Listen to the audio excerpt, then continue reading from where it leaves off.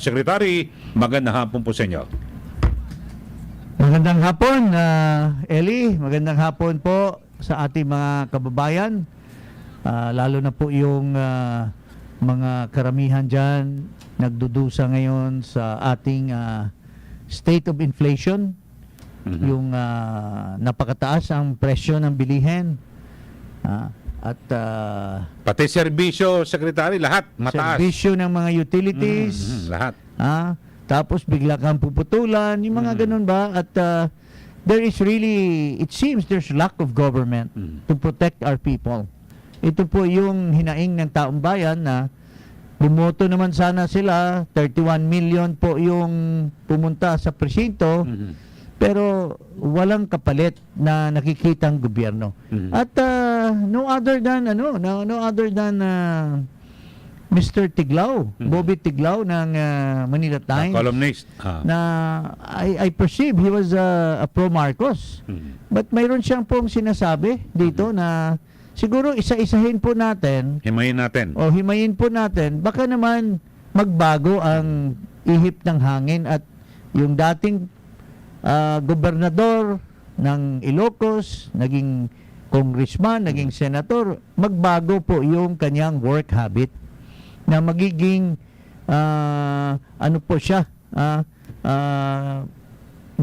masipag, masigasig sa kanyang trabaho bilang Pangulo. Lalo na tinalaga niya yung sarili niya na Agriculture Secretary.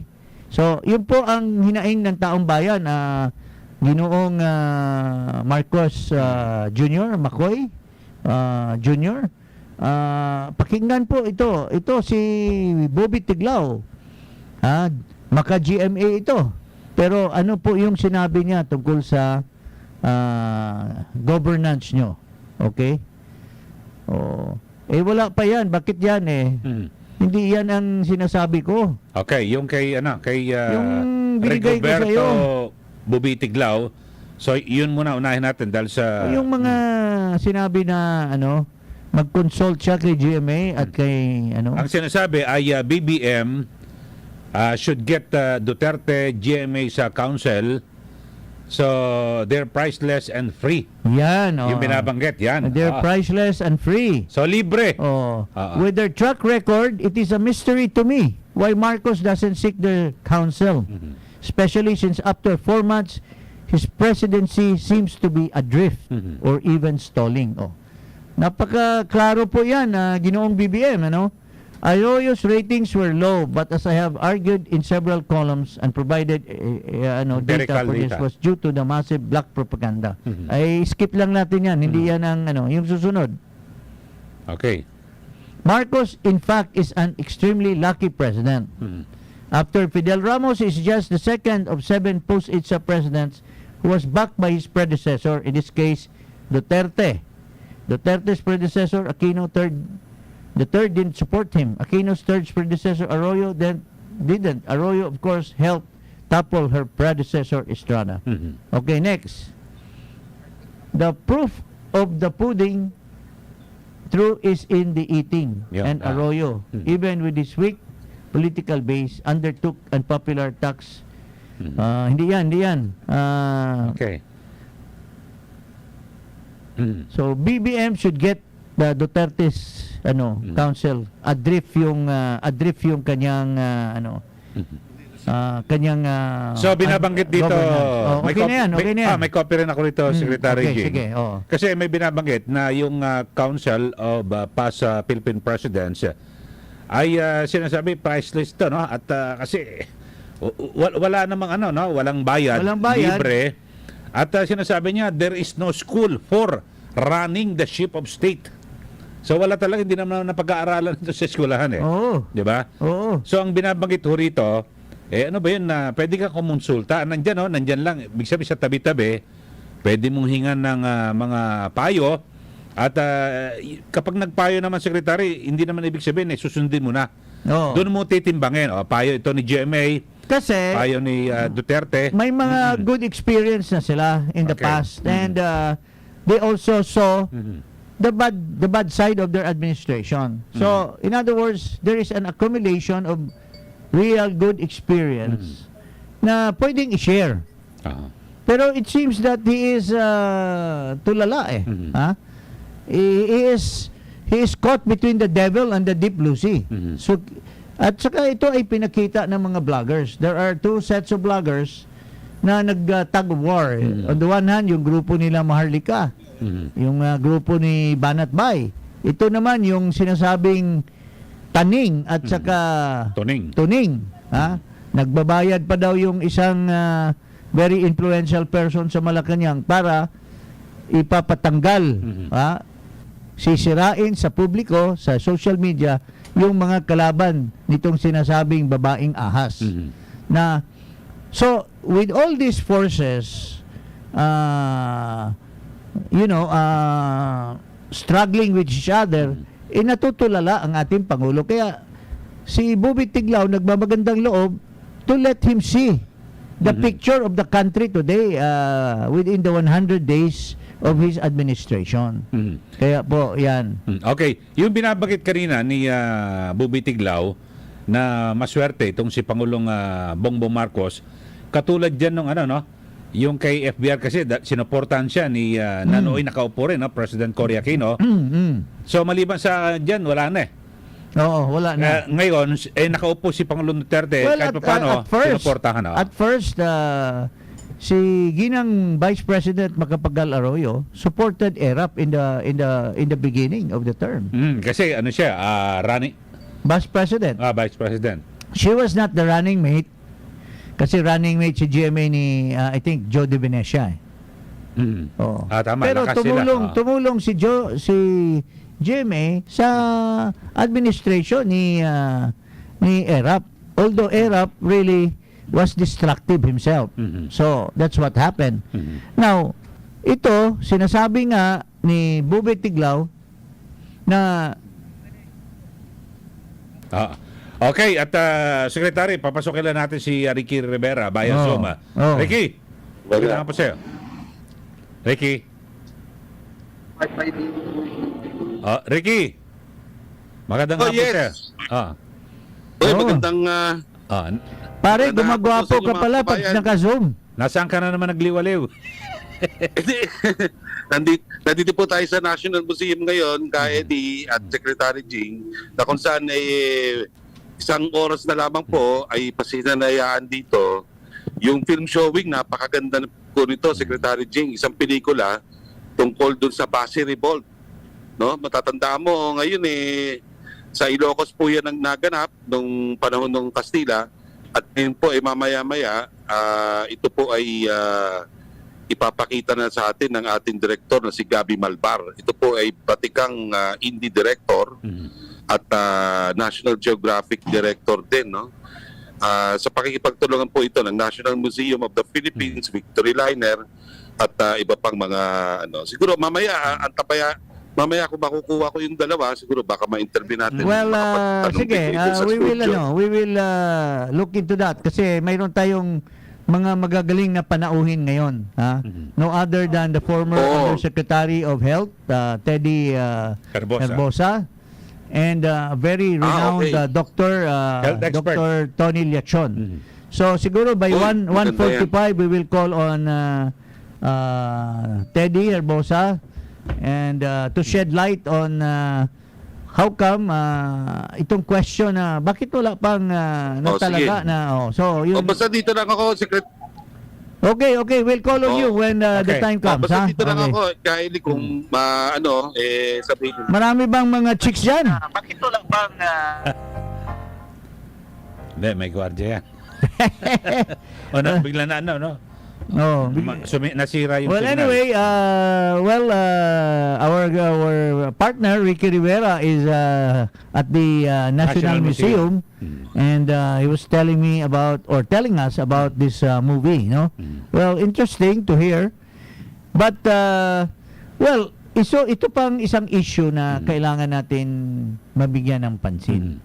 Itong foreign policy. Ano ba talaga ang foreign policy natin ngayon? Are we going to stick now to the United States of America as our ally? They used to be our ally because we have bilateral agreements with them. But, during the time of Estrada, inalis nila yung mga US bases, di ba? Ah. Tapos we had an independent foreign policy. And even President Duterte has medyo maintained a distance. But he did not break foreign relations. Although Duterte was very emphatic in saying that we should maintain friendship with other nations. One of which is China, the other one is Russia. Okay. But we will interrupt kasi ang ating butihing dating undersecretary ng DOH ay nasa linya po natin. Tatanungin natin siya kung what happened now sa DOH at saka ano po yung opinion niya doon sa isang outsider, hindi doktor, military at tinalaga. Good afternoon, Dr. Teddy Herbosa. Magandang umaga, magandang hapon po sa inyo. Magandang hapon, Congressman Jing, at sa ating mga kasama sa DCXL at mga taga-subaybay. Thank you for having me here. Yeah, we're now with Eli Saludar, one of the renowned announcers of lagi ako ini-interview niya of all times, another channel. Now, ito si Dr. Herbosa is one of the favorite, tinutulak ito ng marami to become the head of the Department of Health. Kamakailan lang, Doc, matanong kita, mayroon lang kasing sinasabi ang ating Pangulo na kaya pa daw hindi matalaga ang permanent secretary dahil nino-normalize pa. What do you think of that idea? Well, it's the prerogative of the President to organize, and really think that means ang feeling ko dyan, importante talaga sa kanya yung mamumuno ng ating kagawaran ng kalusugan. So that's very important to him. Health and economics, mukhang yun ang paragang tinututukan, So, okay naman ako dyan. Do you think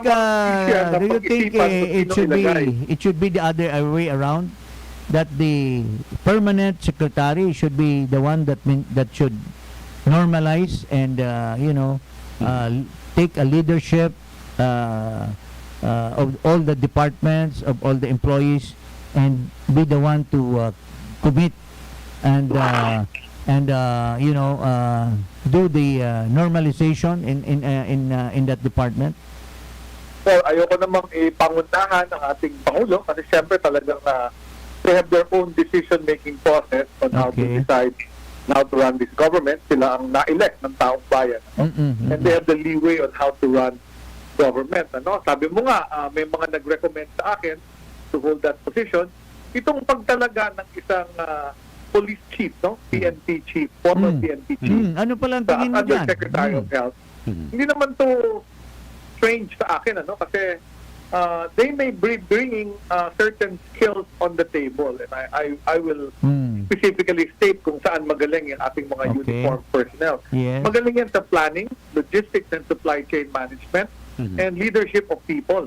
So these are important skills that can be brought to the table. Hindi naman lahat alam ng doktor.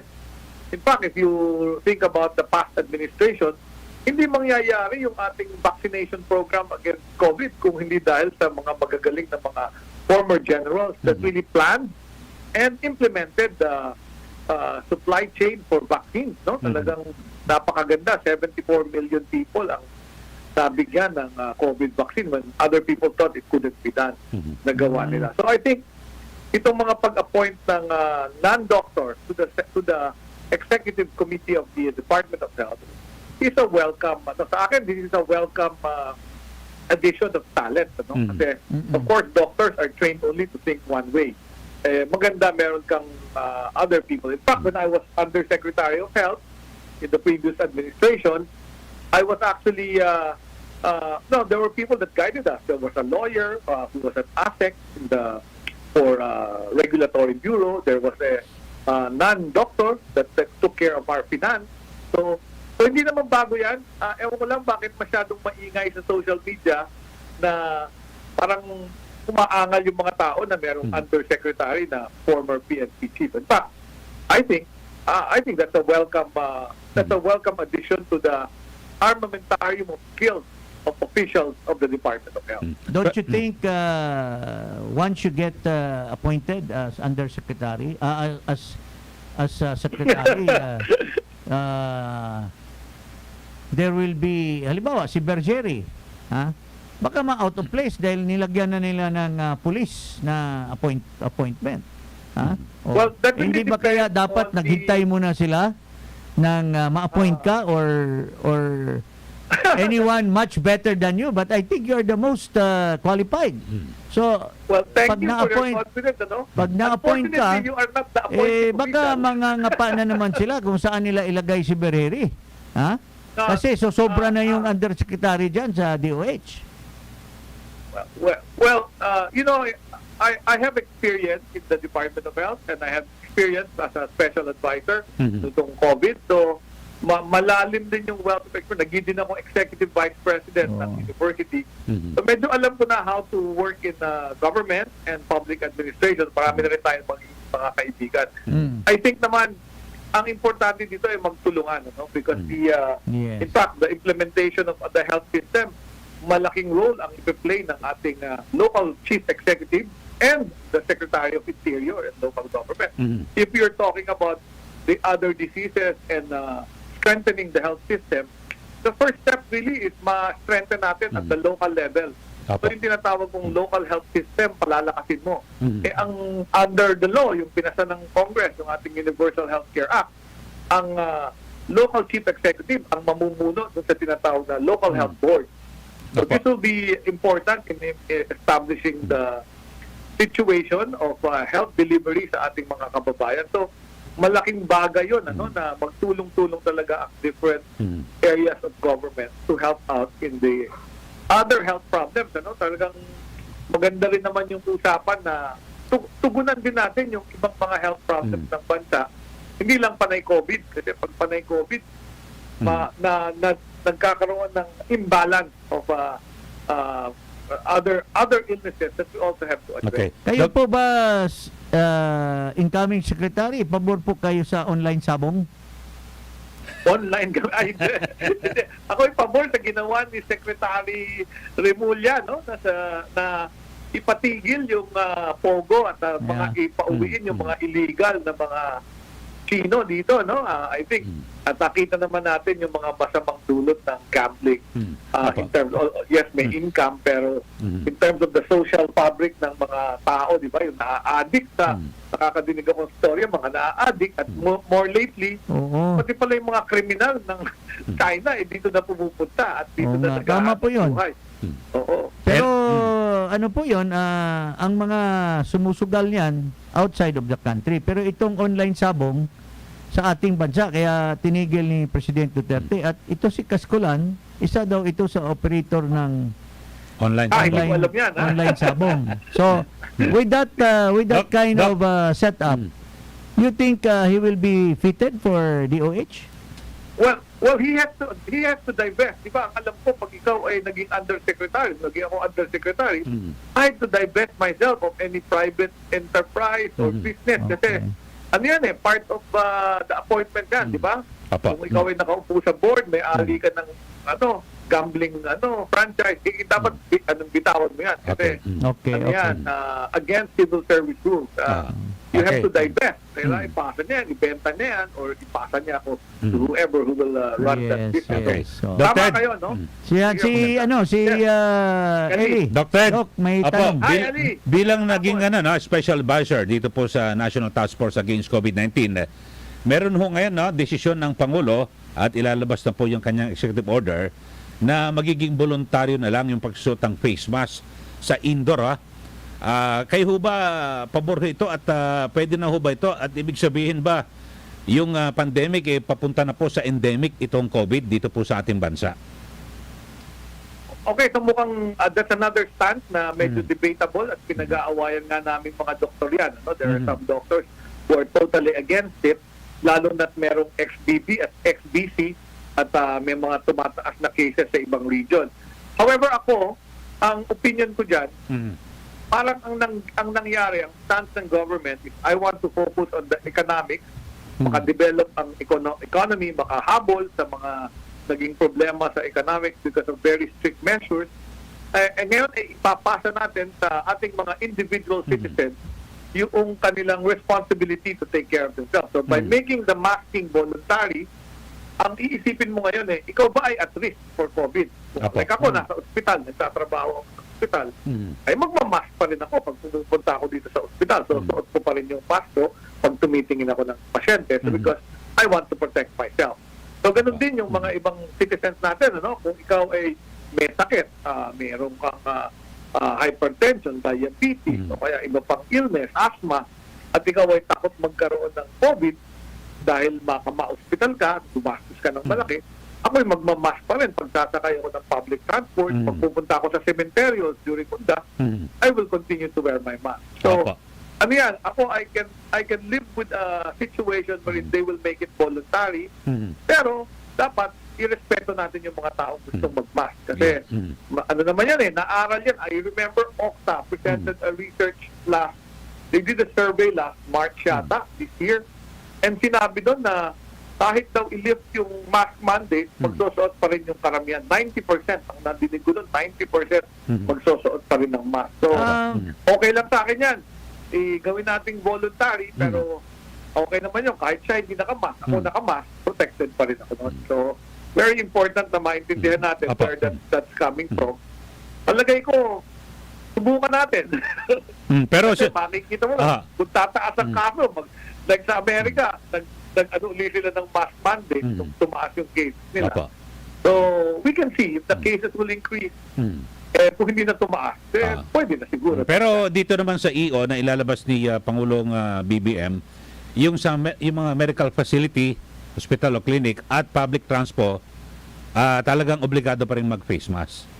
Oo, at saka dito sa PGH, pag dadalaw ka, kahit visitor ka lang ng pasyente, pagsusuotin ka ng mask. Pag wala kang mask, hindi ka papapasutin. Pero Dr. So, siguro maganda ikampanya na natin ipaalala kasi ako personal gusto ko mag-face mask kasi ako. Kasi ito halos 2 taon yung COVID. Dahil sa face mask, hindi ako sinipon, hindi ako inubo. Panglaban din sa pollution Correct. It also protects us from the other infectious respiratory diseases, no? Kagaya ng cough, colds, common colds, yung common trangkaso na respiratory din. TB. Yung TB na dati makakasakay mo lang sa elevator, umubo. Di ba? O sa bus, o sa jeep, umubo lang yung may katabi mo na hindi mo kilala na may sakit palang TB. Pwede kang mahawa. So, very important na nakatulong din tong ating masking. And again, respiratory illness. Pero hindi lang respiratory illness ang mga problema natin. Merong may cancer, merong may heart disease. So, pag panay COVID lang at masking ang pinag-uusapan natin, nakakaligtaan yung ibang mga sakit. Yan. Very important na matutukan lahat ito. Like, pag panay dengue pinag-usapan natin, dengue lang, matatakot yung mga tao. So, instead of living in fear, we should talk about risk. Ano ang risk mo to get dengue? Ano ang risk mo magkaroon ng Incoming Siyempre, pag Secretary, ano kaya ang rational? Bakit selective yung option na to wear mask or not? Doon sa bus, doon sa mga ibang area, bakit siningle out yung mall? Wala ba kayang risk dyan? yun. Wala ba I kayang think cronyism dyan or mga nag-approach na mga mall owners na that's a nice para observation. lumakas Ako, yung I think- kanilang negosyo ay pero doon sa mga buses pinapamas mo pa rin. So pareho lang naman yung sitwasyon ng isang bus at saka isang mall, 'di ba? So mayroon bang pinapanigan dito ang ating butihing pangulo? Hindi, I think the way to understand it is it's called risk-based, no? So, yung taong Please at risk, give us siya dapat ang the mag-ingat. rationale. Oo. So, the rationale is pinasa mo na from the government, dati gobyerno ang nagka-quarantine, gobyerno ang nagmamandato. Pero ngayon, dito sa bagong EO na ilalabas, hindi ko pa nabasa kasi, kaya kailangan mabasa ko rin para makakomento tayo ng mahusay. Opo. Sa tingin ko, pinapasa na natin ang responsibilidad to protect your health sa individual citizens. Which is also good, no? Kasi hindi naman kaya sagutin lahat ng pamahalaan ang bawat problema mo sa kalusugan.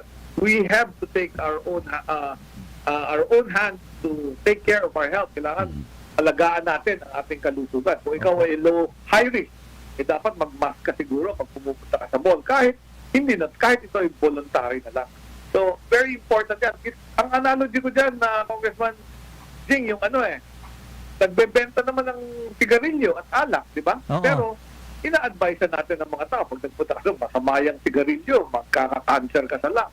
So, yun, yung may sumusunod, pero hindi sumusunod. So, very important na we pass on that burden to actually the individual citizen natin. Tama. Ang importante dito yung health literacy.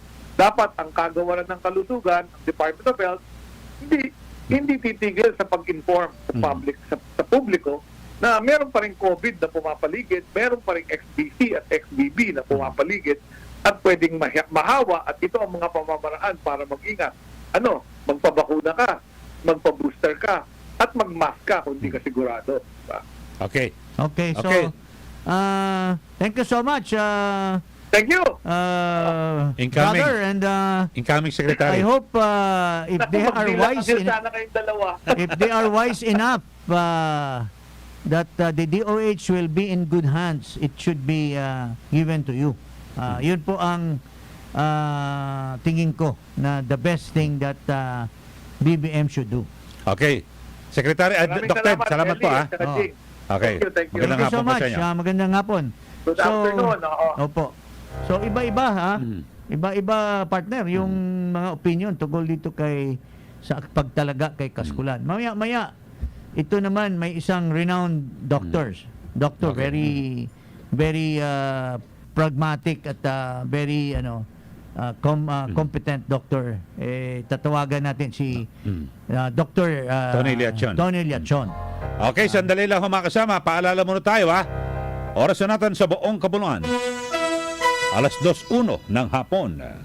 Chinese General Hospital and Medical Center has proudly launched the newest member of our surgical team, the state-of-the-art Da Vinci Robot Surgical System this month. The robotic surgery program at CGHMC will help deliver the highest standard of surgical care while providing quality and value for money medical services to patients from all walks of life, regardless of race, social status, and creed. It is one of the hospital's latest programs geared towards its innovative expansion as part of its 130th anniversary celebration last year. For more information, call us at 8711-4141, local 1202. That's 8711-4141, local 1202, or hashtag CGHMC Robotic Surgery. Ipa-rush kay Paras. Ipa-rush kay Paras sa RMN DCXL. Okay, balik ho tayo mga kasama. Oras na po natin ay 2:02 na po ng hapon. At kanina naputol ho tayo dahil sa eto Secretary Jing, no, na 'di ba, alam niyo naman yung kinansela, no, na Russian helicopter contract Yes. ay mukhang sa US na tayo kukuha. Yeah. At binamagit ni Pakinggan Pangulo. natin itong speech ni Ginoong McCoy Jr. Ha? No. It has already been determined. It was already determined by the previous administration that that deal will not carry through, will not go on. Unfortunately, we made a down payment that we are hoping to negotiate to get at least a percentage of that. Okay, mga kasama, yan po, no, ang talumpati ni Pangulong Bongbong Marcos at na kung saan talagang siguro bigyan natin ng background na nakansila yung nasabing acquisition, no, ng helicopters diyan po sa Russia. Kasi nang pumutok Secretary Jing yung paglusob ng Russia sa Ukraine. Opo. Diyan nagsimula yan.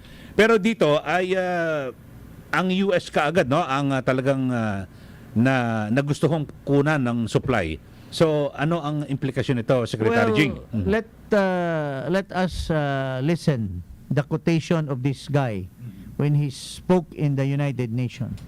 We are a friend of every nation and an enemy to none. So, that's a violation of that, kasi he's creating an enemy to Russia.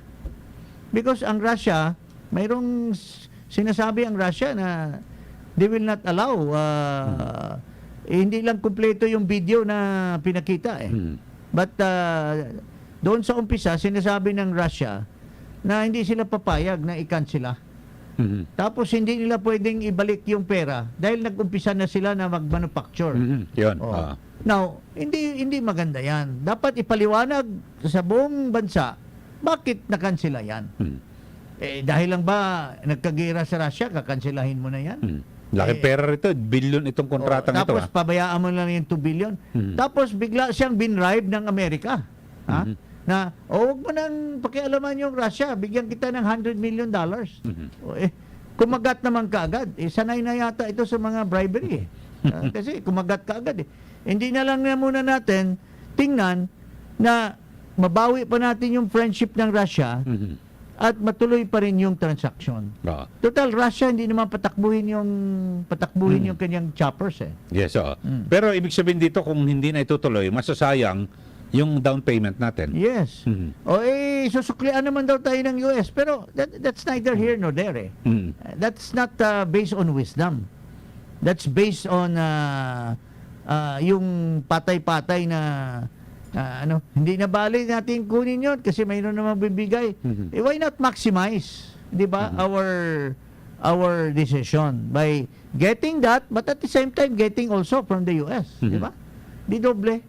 So siguro para lahat, kaibigan nga lahat, kumuha sa Russia, kumuha rin sa US. Ito nakakuha na tayo . Bakit mo kakansilahin? Di ba? Ayun. So, yun nga, para mas maganda. Is that good foreign policy?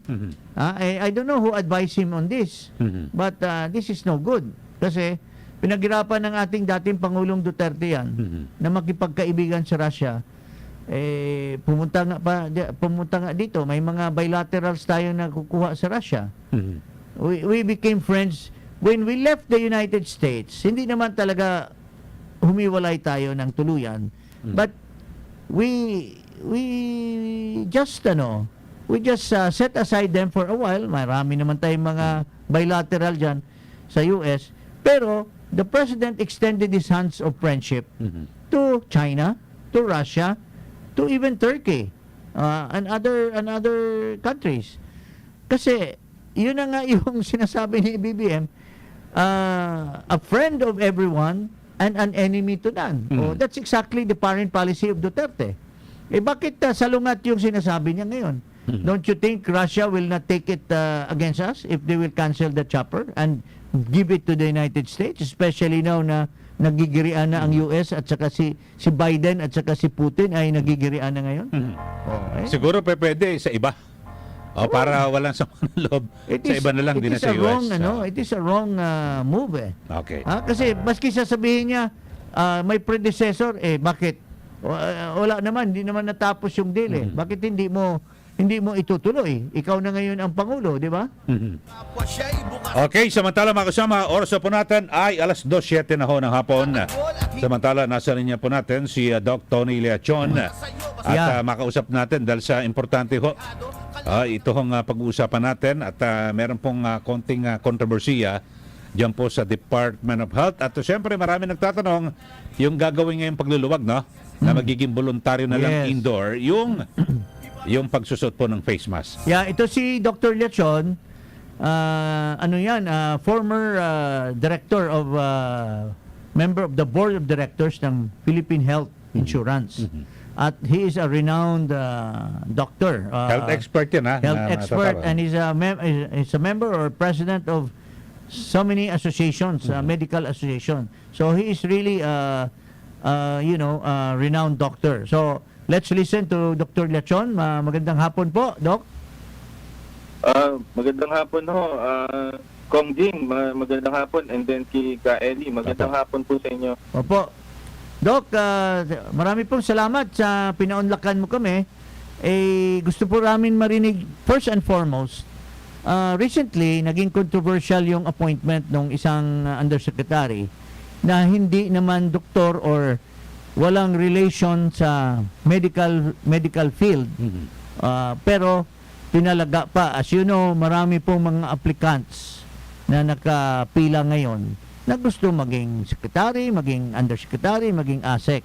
Pero the president plucked out somebody and put him there over other doctors and other persons with allied knowledge on medicine. Ano po tingin niyo po dito, Doc? Kong Jing and Gaeli, to be fair lang, I think hindi tama yung pagpili sa kanya. Kasi sa HR department, kunyari, pasasubmitin ka ng curriculum vitae or body data para malaman yung competencies mo at saka yung skill set.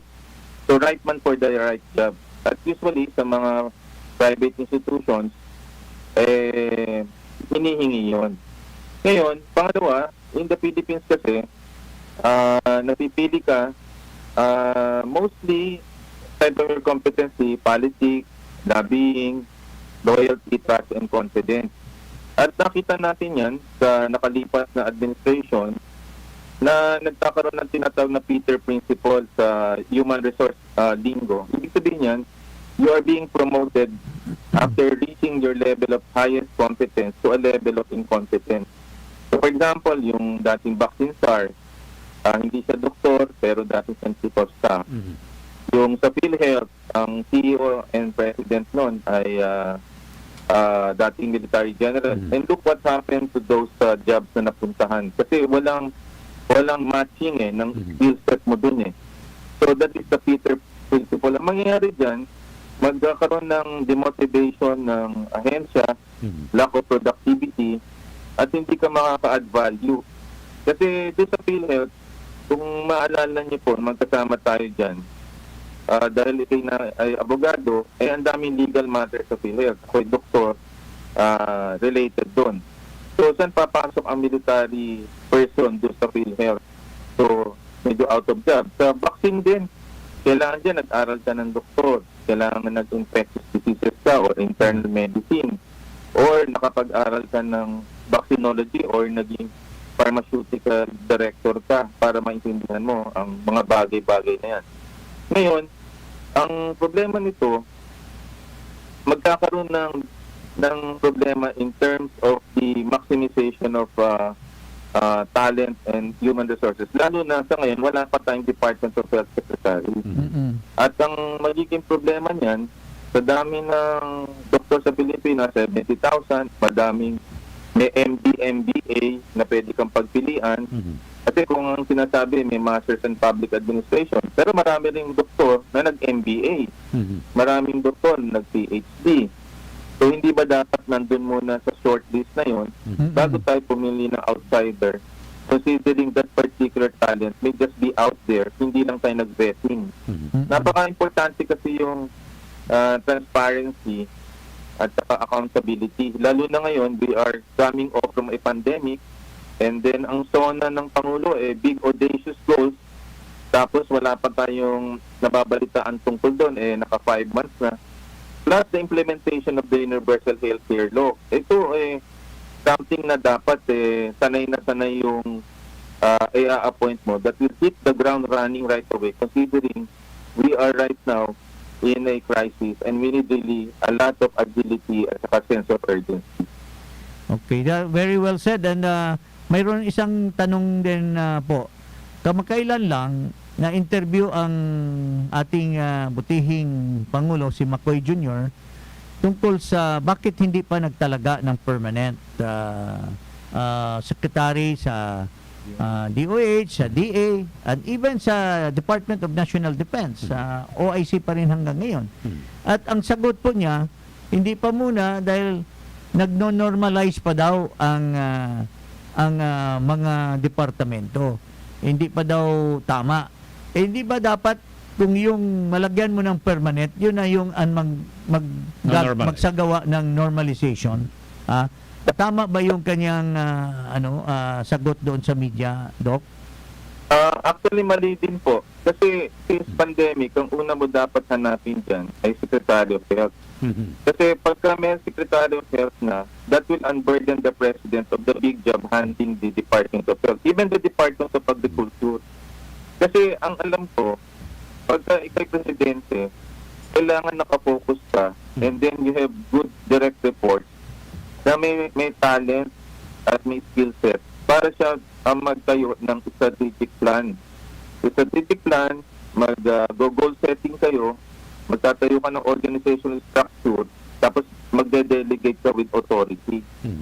So, para mapadali ang trabaho mo. So, nakikita nyo ngayon, ang nag-decide, hindi na sekretary, pero katulad dun sa indoor-outdoor, ang nasunod, DILG, na masking. Dito naman sa indoor optional, Department of Tourism, na overrule ang Department of Health. Based on science, walang rhyme or reason tanggalin ang face mask dahil ang virus ay airborne. So, why will you remove the face mask when it's the number one protector for the people, and then you can do them on business even with the face mask. So it's an aesthetic measure at the expense and detrimental to the health of the people. So sa akin, counterintuitive yung mga moves ng President ngayon. And it is because of the lack of leadership. Ngayon, kung OIC ka lang, ang hirap niyan, parang ang saling pusa. You cannot even appoint your direct report, lalo na to ang USEC sa Office of the President pa. You cannot assign huge check or money kung kailangan mo dito. Tentative ka sa moves mo kasi wala kang kailangan ipagpaalam mo pa imprimatur lalo na Kasi hindi makapirma, hindi yan makapirma. Parang nag-administer lang siya, yung parang Oo, parang ano lang, pirma-pirma lang ng mga kasi Yung mga like kailangan payroll, nakalaan na yung mga empleyado dyan. So, pipirma lang siya ng payroll. You know, it's just the regular. limitado talaga ang Oo. trabaho. Walang discretionary function. yeah. All ministerial. Oo. Tapos, Doc, alam mo, with your statement, bakit kaya po nagiging segregated yung pag-use ng face mask? Mayroon kaya mga vested interest diyan na sa bus kailangan ng face mask, sa mga ibang Medical inside facilities. medical facility dito sa mall, bakit mall ang sinisingle out na pwedeng wala ng mask? Ano kaya ang nakikita mo diyan, Doc? Kasi nakita ko sa Facebook at saka sa Twitter, ang Pangulo pala may private sector advisory group. At yan ang nagdidikta kung anong gagawin ng Pangulo. Even the appointments tingin ko And pagka ganun ng mga advisors mo at walang medical community, noong panahon ni President Duterte, kahit na wala na ako sa National Task Force, pinapatawag pa rin ako sa Malacanang ni na Senator Bongo. Ang ibig sabihin, importante kay President Duterte, warts and all, ginagaling niya medical community, tinatawag niya sa palasyo, at may opinion ang medical community, so nag-decide siya. Dito, hindi man lang tinawag ang medical community, ang nag-announce Crony community, mga may-ari ng electric power, may-ari ng mga malls like Resorts World, yung mga ganun ang mga advisor niya. Kaya ang puro direction tungkol sa economic measures. Ngayon lang de-declare pala ng Korea at Japan. They open their businesses but they will retain the mask for 3 months until the end of the winter season kasi magtataas ang COVID. Ang gagaling ng mga leader na mga yan, kaya sila nakakapag-open, ginawa mo na nila yung mga medical requirements na maayos. Ibig sabihin, yung minimum public health standard, mini-maintain. Sinaasan nila ang vaccination at booster, na-accomplish nila 80% up. So they can open. But even if they open the economy, they still want to protect the people. Okay, magbubukas kami, but the face mask will stay. Because how can it be a deterrent right now to the economy? Mask lang naman yan. And even before, sabi nila, before the pandemic, nakamaskara naman sila lagi to protect their people. So what will it be different right now? So, by telling the world that we want to be at par with the Asian countries, sa akin, kung magmamayabang lang tayo, just we want to project an image that we are open, but in reality, hindi pala okay. We're just fooling ourselves and we are setting ourselves to fail because this is airborne eh. We need to protect the people, lalo na November, may undas ka pa, magpe-face-to-face classes ka pa, may holiday rush ka pa. Eh, ang Omicron, sumiklab yan last week ng December of last year up to the January and February. So dapat may vision ganyan ng presidente. If we don't have a medical person there at business interest ng isipin natin, ang mangyayari magbubumerang yan. Yan ang tingin ko. Okay. So, Doc, thank you so much for your very, very enlightening, statements. And thank you so much na pinaunlakan mo kami sa time mo ngayong araw na to. Take good care and keep safe. Thank you po, sir. Thank you po. Thank you. Mga kababayan, yan po si Dr. Tony Leachon. So, dito mo makikita yung opinion kung walang walang ambisyon at yung isang may ambisyon, magkaiba yung Opinion. careful sa mga opinions nila. Ah. Oh, but these are two good doctors. Pero dito, the Secretary, best that we ever had in our country. So ang ginawa natin balanse, Oo. yung isa pabor, yung isa hindi pabor. Oh, para at So, least, pwede rito para sa atin, at least masasabi na hindi natin kung magpa-interview lang si Mr. Marcos dito sa program natin, magbibigyan natin siya. Yung kanyang may bahay o yung mga si Sandro, kinatawag ako niyan Tito Jing. I consider him as Pamangkin. may pamangkin din. Kung mayroon siyang gustong sabihin sa atin, we can interview him anytime, any time of the day. So ganun tayo, balanse po ang ating programa. Okay, samantala mga kasama, oras na po natin alas 2:20 na po ng hapon. Sa iba pa nating issue, Secretary, nako, marami po ang nagugulat din dahil sa mukhang nagsisibalikan sa pwesto yung mga dating nakaupo noon sa Duterte administration, yung sa PPA, Philippine Ports Authority, si Attorney Jay Santiago na ibalik at si Well, ano ba sabi mo rito? Yun lang, cronyism is really in its maximum speed now, kasi yan identified yan kay Enrique Rason, yan si Jay Santiago.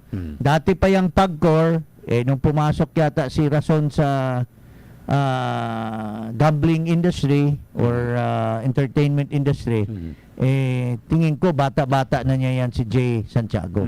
Tapos pinalagay niya sa PPA. Well, on some occasions, natatawagan ko yan kasi ako bilang political advisor ni President Duterte, marami pong lumalapit sa akin ng mga association of truckers.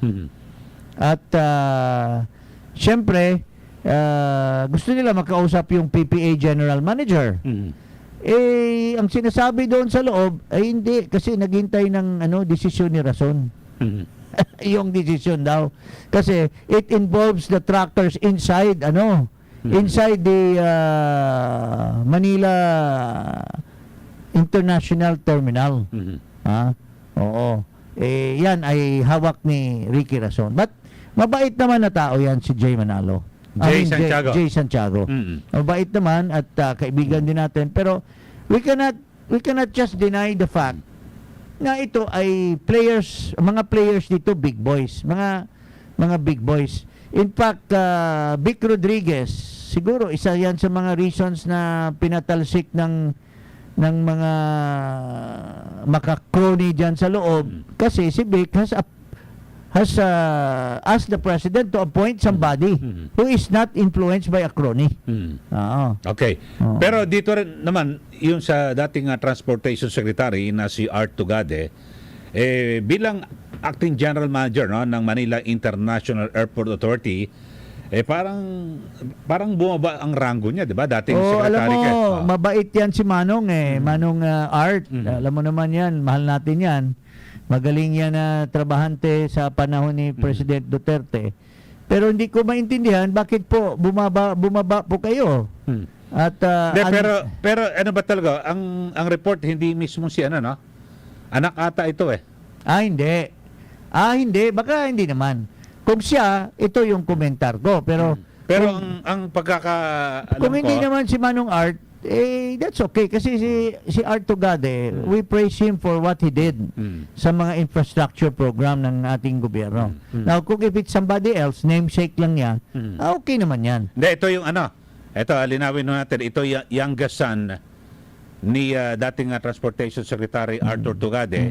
Ito, buti sinerge ko kasi sabi nila Kasi lately kasi, Ah. syempre si Manong Art, originally, grupo nila, yan, mag-iisko sana yan, pero lately, later on, naging BBM. Ito, linawin ko si lawyer Jose Arturo J. Art Tugade as acting general manager ng Manila International Airport Authority o MIA. Kasi, Although hindi natin maalis na may conflict of interest din yan kasi ang alam ko sila Manong Art mayroon silang business ng forwarding yata or sa airport. So baka ina-anticipate ko lang na marami ding magko-comment diyan. buti na Pero lang. kung si Art Tugade lang, the senior, wala tayong question diyan kasi napakagaling yan. Buti na lang kasi yung text sa akin si Art Tugade. Buti na lang na-search ko. Kasi I don't think a guy like him who has accomplished much will go down as manager. Tsaka boundary na si secretary. Pangit naman yun. Para lang yung sinasabi mong isang Chief Justice ay bumaba ng pagka-clerk. Ganun lang yan. Executive Secretary. Executive Secretary. Ikaw na yung naging pinakamataas na, 'di ba, leader sa isang sangay. Primos inter pares. Kasi yan pagka naging Kasi 3 branches, 'di ba? naging speaker ka, naging Senate President ka, kung equal branch yan, ang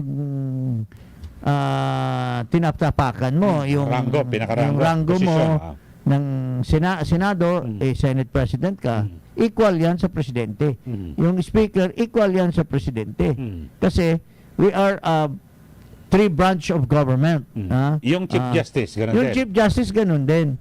Pero for a Chief Justice, to be so desperate to take a job, alam mo, basically kasi clerical job yung ES. Kasi ang nagpapatakbo naman talaga ng mga departments are the secretary. Parang lang siya, coordinator lang siya, and he is just performing clerical job for the president. Yan naman talagang totoo ang job ng ES. Kaya lang, maganda lang yung pangalan kasi sinasabi nila primos inter pares. He is the parang head of the departments, which in fact hindi naman kasi he's not even head of a department. He's just head of a clerical office, parang assistant lang.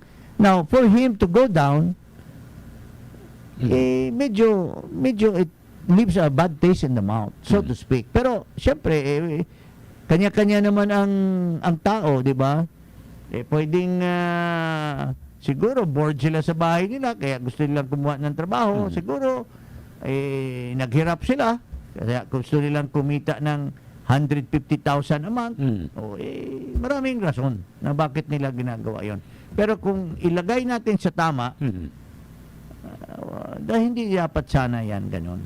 Kasi you have to maintain your stature. Yun, kasi kung Chief Justice You ka will na, be di ba? degrading the position of Chief Justice pagka ganun. Siguro kung takbo kang presidente, pwede. Pwede, like Fernan, si Justice Fernan, Chief Justice, kung pagka-presidente, he just didn't make it. But Fernan, I think, refused that kind of job because he was Ayan ang cabinet he was a man of integrity. Oo. Okay.